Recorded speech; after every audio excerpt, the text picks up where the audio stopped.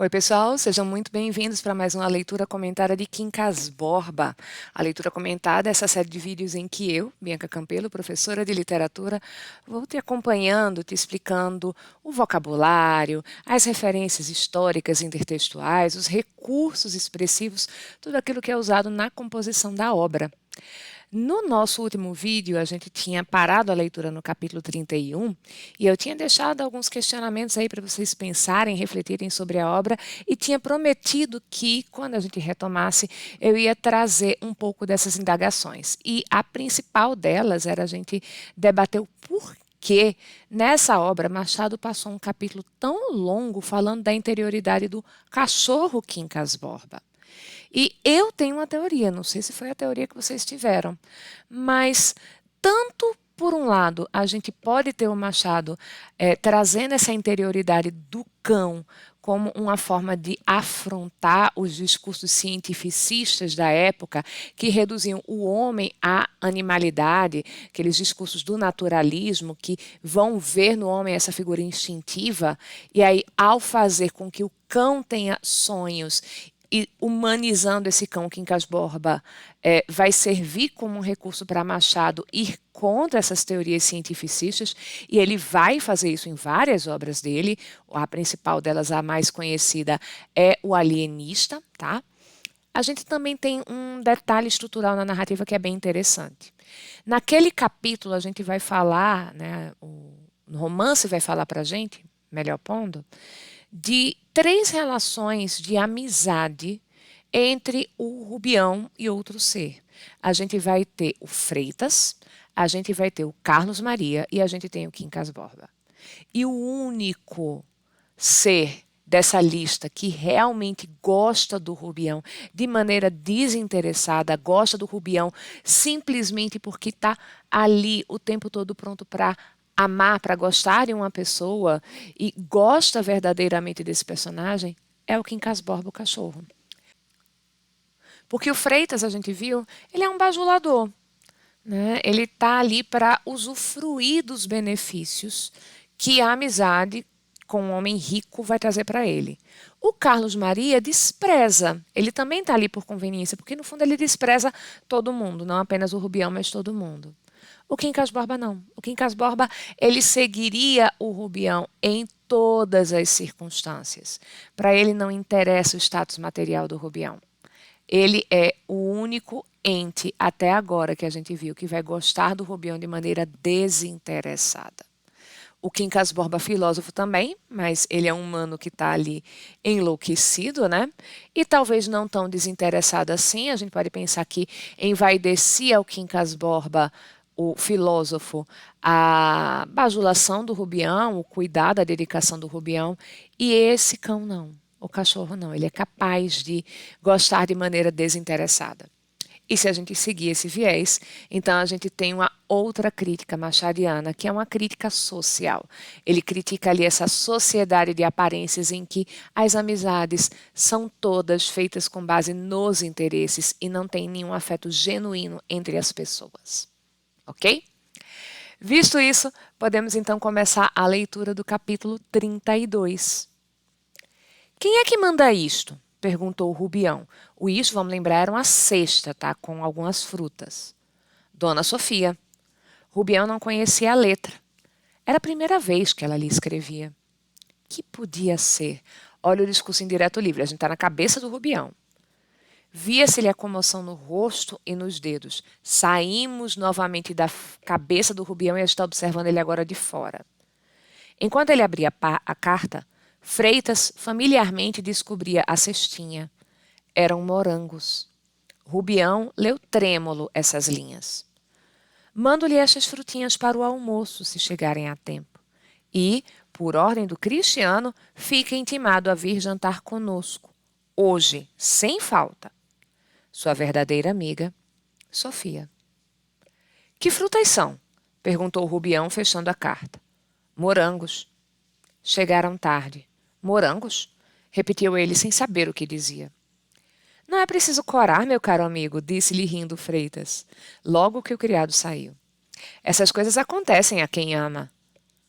A quem ama? repetiu Rubião, corando deveras. Agora ele ficou ali vermelho de vergonha de verdade. Mas pode ler a carta, veja. Ia mostrá-la, recuou e meteu-a no bolso. Estava fora de si, meio confuso, meio alegre. Carlos Maria deleitou-se em dizer-lhe que ele não podia encobrir que o mimo era de alguma namorada. É quase o recebido da blogueirinha aí, né? Os mimos. E Carlos Maria está se deliciando com a situação. E não achava que repreender. O amor era lei universal. Se era alguma senhora casada, louvava-lhe a discrição. Olha de novo aqui o discurso indireto livre, trazendo essas falas do Carlos Maria nesse contexto. Mas, pelo amor de Deus, interrompeu o anfitrião. Viúva? Estamos no mesmo caso, continuou Carlos Maria. A discrição aqui é ainda um merecimento. O maior pecado, depois do pecado, é a publicação do pecado. Eu, se fosse legislador, propunha que se queimassem todos os homens convencidos de indiscrição nessas matérias, e haviam de ir para a fogueira como os réus da Inquisição, com a diferença que, em vez de São Benito, levariam uma capa de penas de papagaio. São Benito, gente, era o traje que os condenados pela Inquisição tinham que usar em público, especialmente no dia em que eles eram punidos ali com a aplicação da pena. Era uma capa mesmo, assim, uma roupa que identificava que aquela pessoa tinha sido acusada, processada e condenada pelo Tribunal da Inquisição, tá? Só que aqui a gente tem um nacionalismo do Carlos Maria e diz, olha, em vez de São Benito, seria um manto de penas de papagaio. Freitas não podia ter-se com riso e batia na mesa à maneira de aplauso. Freitas está gargalhando alto e está lá batendo na mesa de tão animado, de tão, enfim, esfuziante que é essa gargalhada. E a gente pode pensar que essa gargalhada está sendo forçada pelo Freitas porque ele é aquele bajulador e ele bajulou bastante o Carlos Maria já antes nessa refeição que eles estão compartilhando, nesse pequeno almoço. Rubião, meio enfiado, tão desconfiadíssimo Rubião, acudia que não era casada nem viúva. Solteira, então? Replicou o moço. Um casório em breve? Vá, que é tempo. Morangos de noivado, continuou pegando alguns entre os dedos. Cheiram a alcova de donzela e a latim de padre. Alcova é o quarto de dormir. E aqui a gente tem duas metonímias para indicar a intimidade, o acesso à intimidade de uma donzela, através do quarto dela, que é onde você tem o momento ali de cuidados íntimos, é o espaço em que você pode estar à vontade, com intimidade com alguém. E o latim de padre, a gente tem aqui a língua que o padre vai usar nessa época para tanto fazer as missas, como nesse caso, o casamento. Então, você só pode usufruir da alcova da donzela se você for o esposo, o noivo. E você só vai ouvir esse latim do padre se você estiver no momento do casamento. Rubião não sabia mais o que dissesse. Afinal, tornou atrás e explicou-se. Eram da senhora de um amigo seu, particular. Carlos Maria piscou o olho. E Freitas interveio que, agora sim, senhor, estava explicado, mas que a princípio o mistério, o arranjo da cestinha, o ar dos próprios morangos adúlteros, disse ele rindo. Todas essas coisas davam ao negócio um aspecto imoral e pecaminoso, mas tudo ficara acabado. Então, não, ó, retiramos o que dissemos antes. Quer dizer, o Freitas está retirando. O Carlos Maria, veja que a reação dele foi piscar os olhos. O que será que significou essa piscada de olhos? Será que ele ficou constrangido? Ele se espantou? Ficou assustado? O que será que foi essa piscada do olho do Carlos Maria? Tomaram em silêncio o café. Gente, torta de climão nesse momento, né? Tava todo mundo tirando onda ali, zombando do Rubião, achando que ele tinha um relacionamento ilícito, e ele vai e abre. Não, olha, isso aqui é da esposa de um amigo, nada a ver. Então, desconcertou ali, quebrou o clima da piada e ficou uma tortinha ali de climão, o pessoal meio sem saber o que fazer. Depois, passaram à sala. Rubião desfazia-se em obséquios, mas preocupado. Corridos alguns minutos, estava satisfeito com a primeira suposição dos dois convivas, a de um amor adúltero. Achou até que se defendera com demasiado calor. Uma vez que não dissesse o nome de ninguém, podia ter confessado que era, em verdade, um negócio íntimo. Mas também podia acontecer que o próprio calor da negativa deixasse alguma dúvida no ânimo dos dois, alguma suspeita. Aqui sorriu consolado. A reação, tanto do Freitas como do Carlos Maria, incentivou o Rubião a pensar que a Sofia está ali dando sinais de que ela tem algum sentimento, algum afeto pelo Rubião, que não seria o sentimento que uma mulher casada deveria ter por alguém que não é o seu esposo. Então, toda a situação incentiva o Rubião a ter uma leitura da atitude de Sofia que talvez ele já tivesse tendencioso a ter, porque ele estava ali já fantasiando com Sofia, né? Antes. Eita! Agora, vocês lembram que na carta de Sofia ela disse que ele está sendo convidado a jantar pelo Cristiano? E aí? Se fosse um aceno ali de que, olha, tenho intenções com você, ela tocaria no nome do esposo? O que é que vocês acham? Carlos Maria consultou o relógio. Eram 2 horas. Ia-se embora. Rubião agradeceu-lhe muito e muito o obséquio e pediu-lhe que repetisse. Podiam passar alguns domingos assim, em boa palestra amigável. Apoiado, bradou Freitas, aproximando-se. Tinha metido meia dúzia de charutos no bolso e, ao sair, disse ao ouvido de Rubião: cá vai a lembrança do costume, 6 dias de delícias, uma delícia por dia. Gente, é o abuso da pessoa, nem pediu licença, não somente foi pegando o charuto do coleguinha, como fez isso sem pedir, ele já foi pegando e foi pegando 6, de uma vez só. Mas é abusado esse Freitas. Leve mais, o outro também é bestonildo, né? Não, virei buscá-los depois, porque aí ele aproveita e faz mais uma boquinha, né? Rubião acompanhou-os ao portão de ferro. Quincas Borba, logo que ouviu vozes, correu do fundo do jardim e veio saudá-los, particularmente ao senhor. Fez festas a Carlos Maria, quis lamber-lhe a mão. O rapaz afastou-se com repugnância. Rubião deu um pontapé no cachorro que o fez gritar e fugir. Rubião, meu irmão, dispense. Como se diz aqui em Recife, dispense doido. Ah, não, eu fico muito indignada quando o Rubião trata o Quincas Borba mal, gente. Não se faz isso com o doguinho. Afinal, despediram-se todos. O senhor para onde vai? Perguntou Carlos Maria ao Freitas. Freitas calculou que ele, o Carlos Maria, tá? Iria a alguma visita para os lados de São Clemente e quis acompanhá-lo.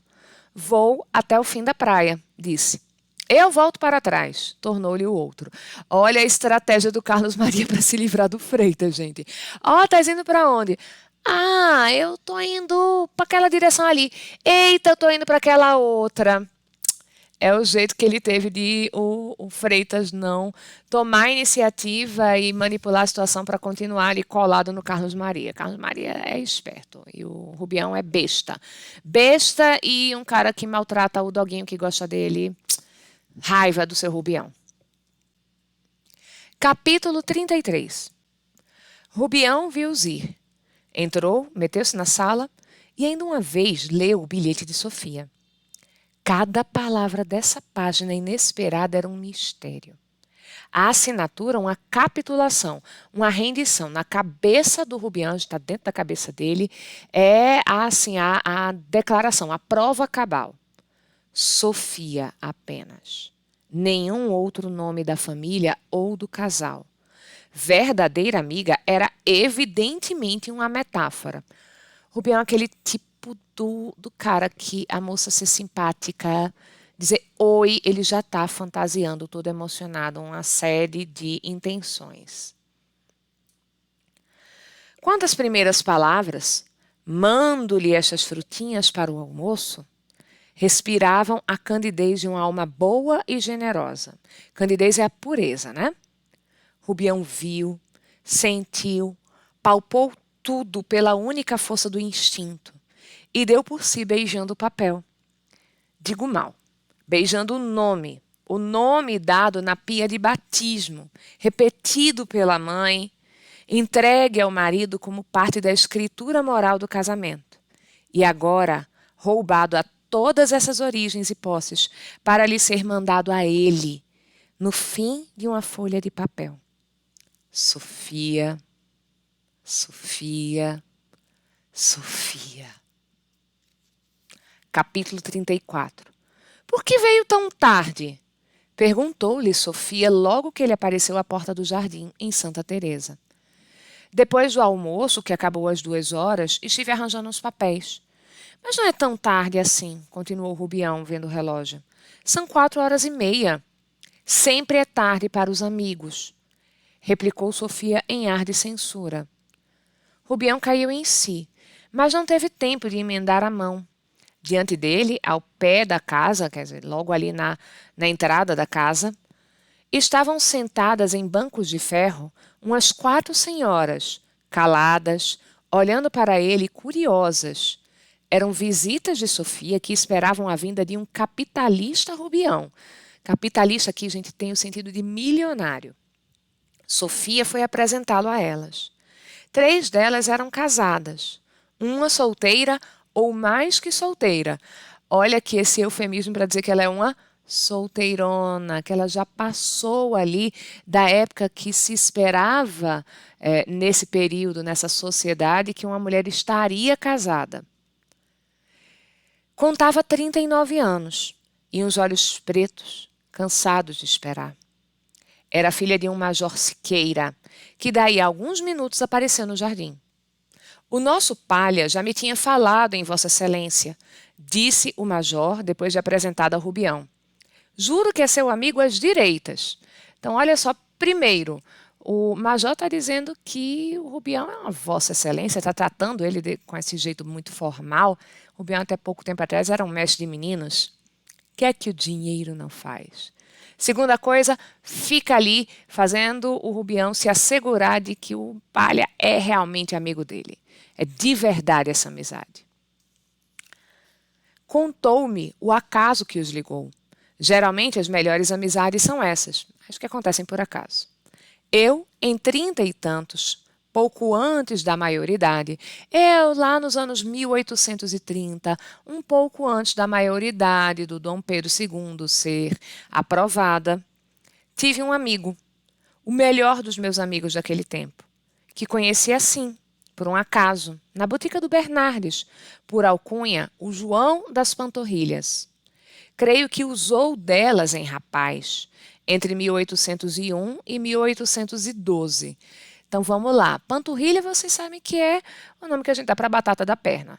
Só que ele usou delas, então não está se falando da batata da perna real. Está falando de uma moda que existiu nesse tempo, que eram os homens colocarem um enchimento nas meias, que elas ficavam à vista, para que a batata da perna, né, aquela musculatura da panturrilha, fosse vista como sendo uma musculatura forte, bem definida, né, volumosa. Então, era aí o filtro de panturrilha da época, tá, gente? Era o filtro de batata da perna para parecer que você tem ali a musculatura bem definida e volumosa. O certo é que a alcunha ficou. A botica era na rua de São José, ao desembocar na da Misericórdia. João das Panturrilhas. Sabe que era um modo de engrossar a perna? Bernardes era o nome dele, João Alves Bernardes. Tinha botica na rua de São José. Conversava-se ali muito, à tarde e à noite. E a gente com seu capote e bengalão. Alguns levavam lanterna, porque você vai conversar até tão tarde que a pessoa precisa de um lampião, de uma lanterna para poder voltar para casa, porque não tinha iluminação pública, né? Eu não. Levava só o meu capote, né? O meu casaco. Ia-se de capote. O Bernardes, João Alves Bernardes era o nome todo dele. Era filho de Maricá, mas criou-se aqui no Rio de Janeiro. João das Panturrilhas era alcunha. Diziam que ele andara de panturrilhas em rapaz, e parece que foi um dos petimetres da cidade. Petimetre é um rapaz que tem muita preocupação em estar bem apresentado e termina até se vestindo bem demais para as ocasiões, termina exagerando ali na formalidade, nessa vaidade do como ele vai se apresentar vestido. Nunca me esqueci, João das Panturrilhas. E esse de capote. Olha como esse homem é repetitivo, minha gente. Jesus amado. Provavelmente idoso, né? Tá ali, imerso nas lembranças. A alma do Rubião bracejava.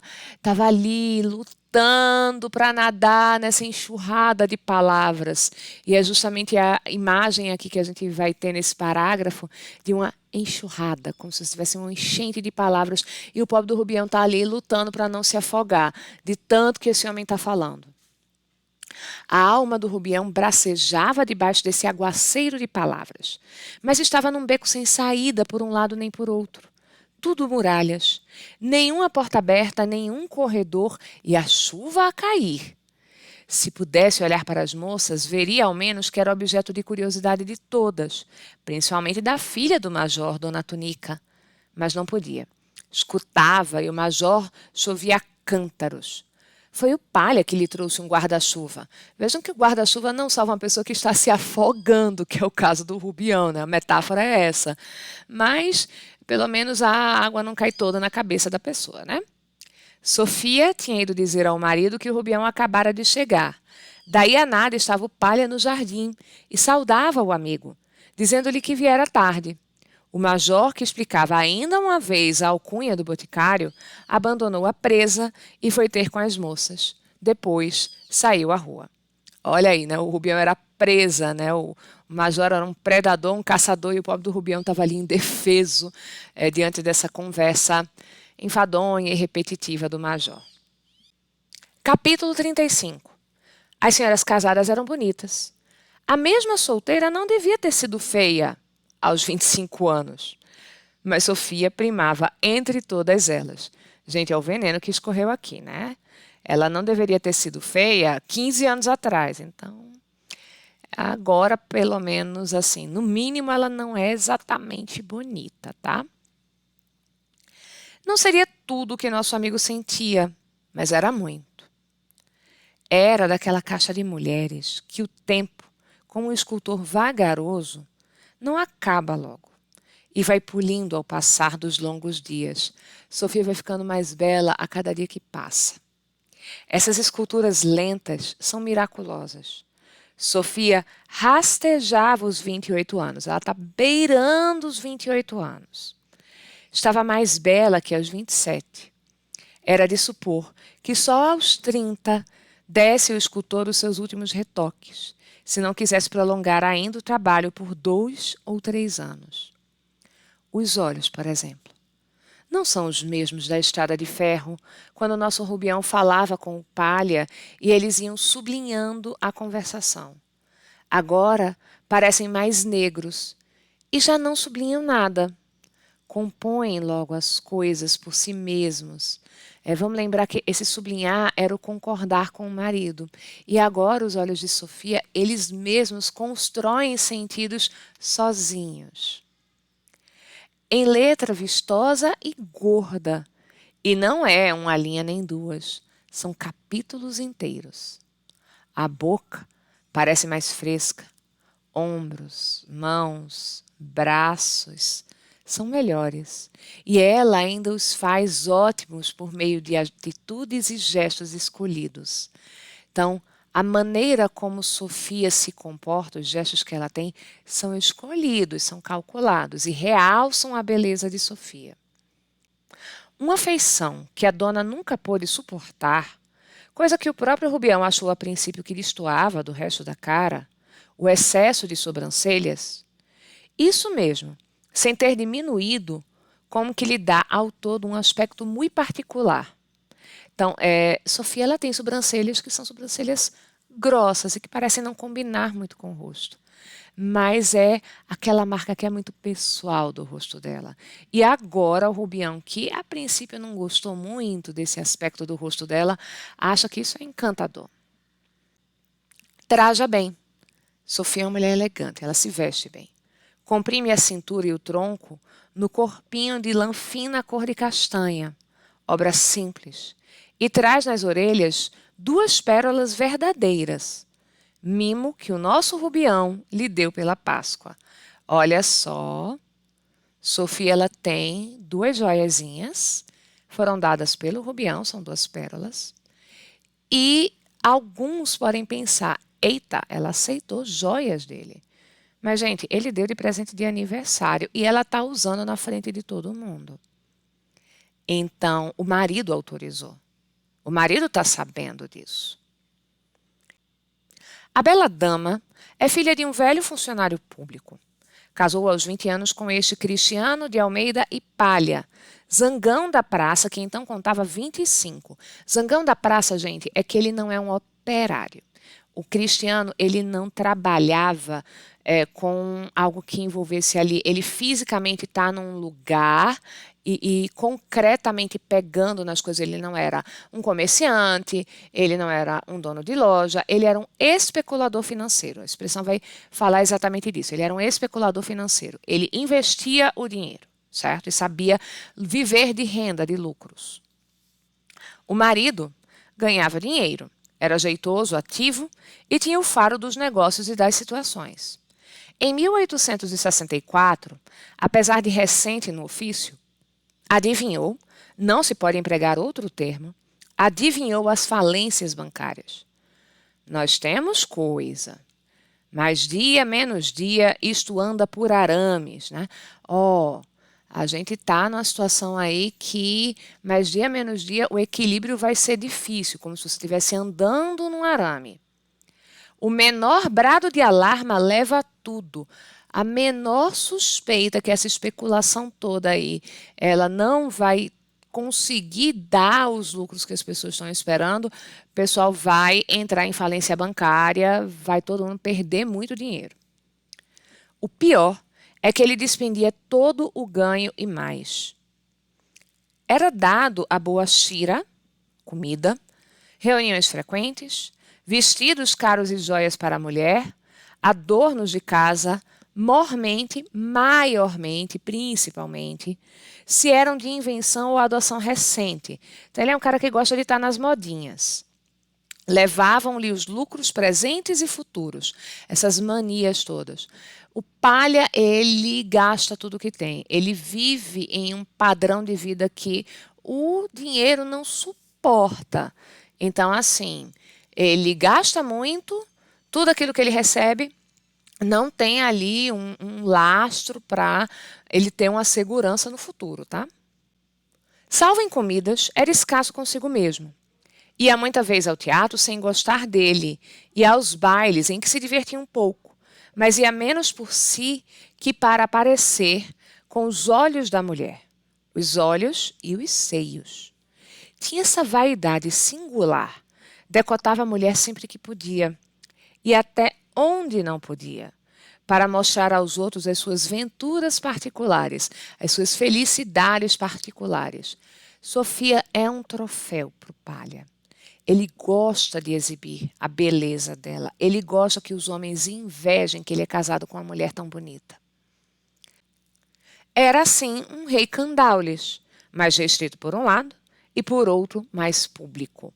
Rei Candaules é uma referência aqui intertextual para a narrativa, a história de um rei, que se chamava Candaules, era um rei lídio, que um dia ele quis mostrar como a mulher dele era belíssima para um determinado convidado dele e ele exibiu a mulher completamente desnuda. Por isso que esse Cristiano Palha, ele é mais público, não é para apenas uma pessoa que ele exibia a Sofia, mas ele era mais pudico, mais comedido, porque ele não estava exibindo a Sofia totalmente desnuda. Ele apenas faz com que ela use decotes para que exista uma certa sensualidade, mas ele não estava exibindo ela completamente desnuda. E aqui, façamos justiça à nossa dama. A princípio, cedeu sem vontade aos desejos do marido. Mas tais foram as admirações colhidas, e a tal ponto o uso acomoda a gente às circunstâncias, que ela acabou gostando de ser vista, muito vista, para recreio e estímulo dos outros. Não a façamos mais santa do que é, nem menos.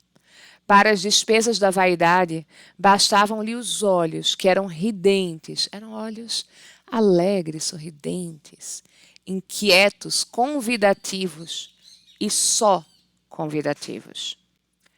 Podemos compará-la à lanterna de uma hospedaria, em que não houvesse cômodos para hóspedes. A lanterna fazia parar toda a gente.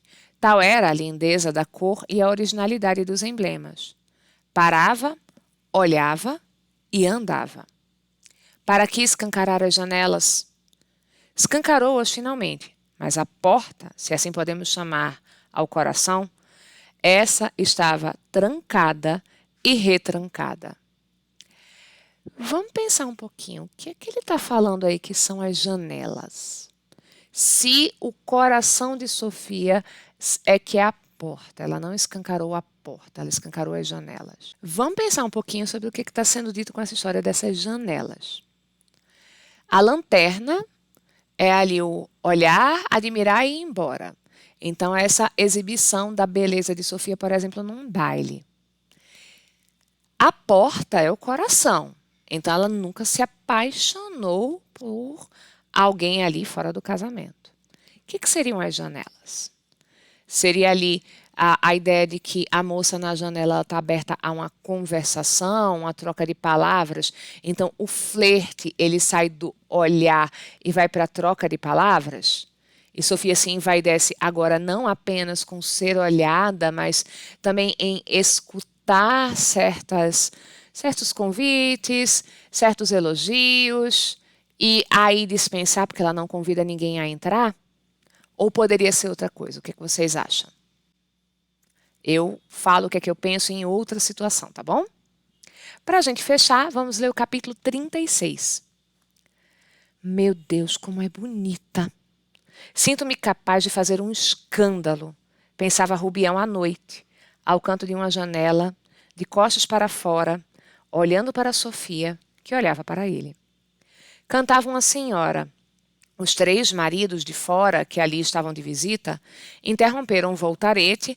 Voltarete é um jogo de cartas, em atenção à cantora, e vieram à sala por alguns instantes. A cantora era a mulher de um deles. Palha, que a acompanhava ao piano, não via a contemplação mútua da esposa e do capitalista. Não é somente o Rubião que está olhando para a Sofia está olhando de volta. Mas a gente já sabe que ela se acostumou a isso, incentivada pelo marido. Não sei se todas as outras pessoas estavam no mesmo caso. Uma delas, sim.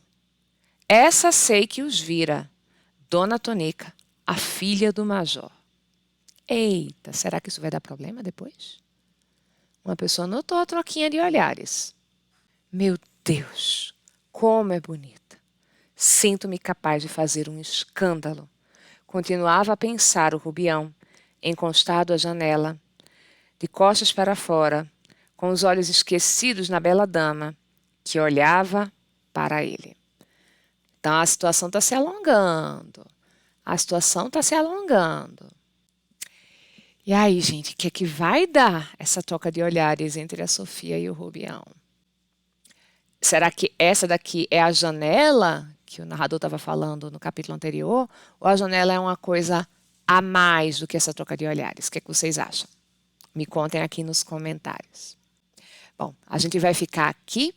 Eu espero que esse vídeo tenha ajudado vocês. Boa leitura, um beijo e até a próxima.